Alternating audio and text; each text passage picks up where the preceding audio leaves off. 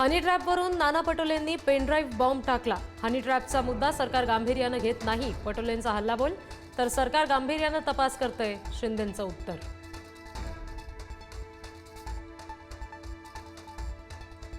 धनंजय मुंडे यांच्या काळामध्ये कृषी विभागात सर्वाधिक घोटाळा, सुरेश धस यांचा सनसनाटी आरोप।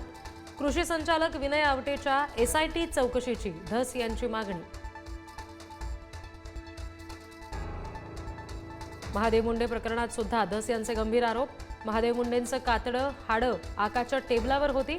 वाल्मिक कराडसाठी पोलीस काम करतात, धस यांचा निशाणा। ज्ञानेश्वरी मुंडेंनी पुन्हा दिला टोकाचा इशारा।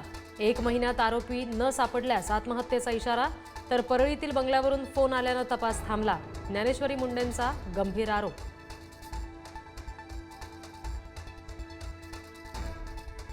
जनसुरक्षा विधेयक मांडताना चंद्रपूर जिल्हा बँकेच्या निवडणुकीमुळे अनुपस्थित, विजय वडेट्टीवार यांचं स्पष्टीकरण। हायकमांडकडून नोटीस आल्याचं स्पष्टीकरण, इतरही काही जणांना नोटीस आल्याची माहिती। प्रवीण गायकवाड यांच्यावरील हल्ल्याच्या निषेधात उद्या अक्कलकोट बंद। अक्कलकोटमध्ये गायकवाड यांना दीपक काटेनं फासलं होतं काळं। अण्णासाहेब पाटील आर्थिक विकास महामंडळासाठी सरकारकडून 300 कोटींचा निधी, मराठा समाजातील तरुणांच्या रोजगारासाठी मोठी तरतूद। सामनाला दिलेल्या उद्धव ठाकरेंच्या मुलाखतीचा टीजर रिलीज, मुलाखतीतून सत्ताधाऱ्यांवर जोरदार निशाणा, तपास यंत्रणा सुद्धा ठाकरेंच्या निशाण्यावर। पूर्व विदर्भातील भाजप नेत्यांची फडणवीसांसोबत बैठक, स्थानिक स्वराज्य संस्थांच्या निवडणुकीचा फडणवीसांकडून आढावा, बैठकीत निवडणुकीबाबत मार्गदर्शन।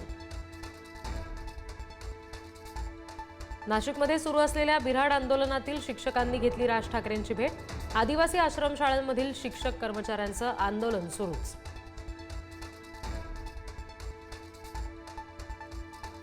प्रकाश महाजन अमित ठाकरे यांची भेट घेणार, इगतपुरीतील शिबिरामध्ये डावलल्यानं महाजन नाराज, प्रवक्तेपदाचा दिला होता राजीनामा। मुंबईच्या विक्रोळीमध्ये मुजोर परप्रांतीय व्यापाराला मनसैनिकांची मारहाण, महाराष्ट्रामध्ये मराठीवरच पुरून उरलो अशा आशयाचं राजस्थानी व्यापाऱ्यानं ठेवलं होतं स्टेटस। सरसंघचालक मोहन भागवत सोलापूर दौऱ्यावर, दौऱ्याआधी आंदोलकांना पोलिसांनी घेतलं ताब्यात, गायकवाड यांच्यावरील हल्ल्यानंतर पोलिसांकडून खबरदारी।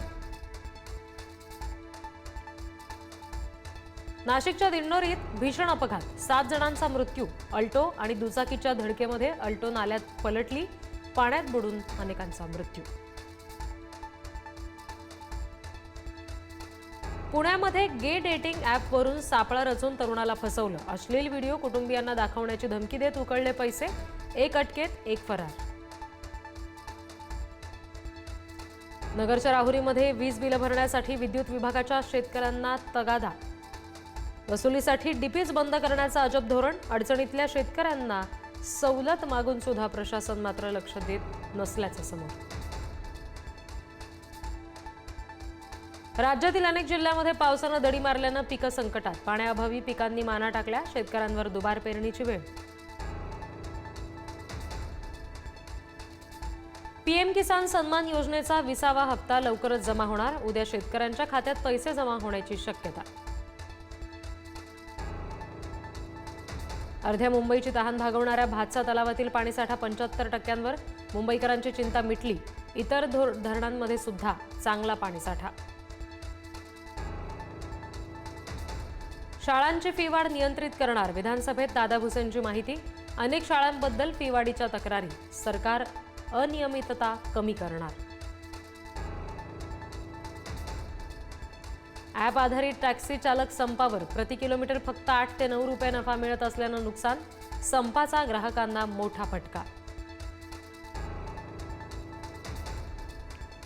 1 ऑगस्टपासून मच्छीमार खोल समुद्रात जाणार, मच्छीमारांकडून बोटीची डागडुजी सुरू, ससून डॉक, करंजा, मोरा बंदरामध्ये गर्दी वाढली। विठ्ठल रुक्मिणी मंदिरात आषाढी वारीत 10 कोटी 84 लाखांचं भरभरून दान, गेल्या आषाढी वारीच्या तुलनेमध्ये 2 कोटी 35 लाखांची वाढ।